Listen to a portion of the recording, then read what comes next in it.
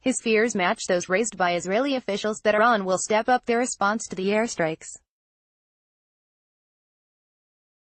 Director of National Intelligence Dan Coats told the U.S. Select Committee on Intelligence, "We assess that Iran seeks to avoid a major armed conflict with Israel.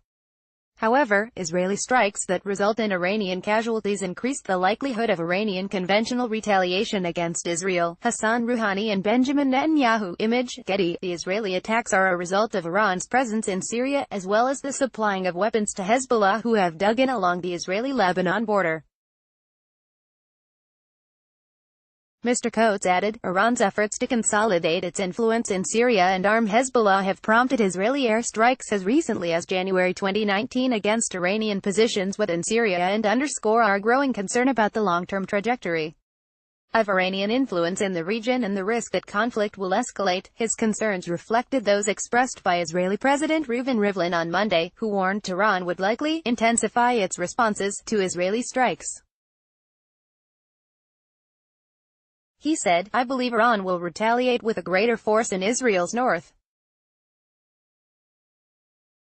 Dan Coates. Image, Getty. It appeared as though Iran would be restrained by our understandings with Russia and its defeats on the northern front, but in recent months, the trend is changing. Israel fired 2,000 missiles against Iranian and Hezbollah targets last year, according to former Israel Defense Force (IDF) Chief of Staff LT Gen. Gadi Eisenkot.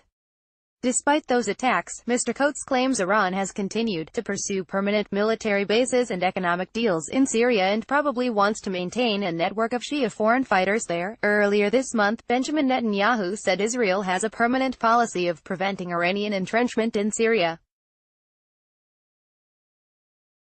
On Monday, Majgen Nitzan, in charge of IDF issues related to Iran, said that Israel's offensives in Syria have to a great extent succeeded in blocking Iran's progress. Bashar al-Assad. Image, Getty. He said, "To a great extent we halted Iranian aspirations in Syria. There is a significant gap between where the Iranians want to be and where they are now." Last year, the military mind warned that the risk of war was increasing due to Syrian President Bashar al-Assad's victories.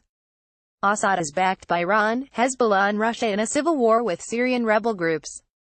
Mr. Alan said, "In the northern arena, there is a change coming due to the strategic developments in the Syrian internal fighting. The Iranians and Hezbollah, who are backing Assad, are getting freed up to start building their power."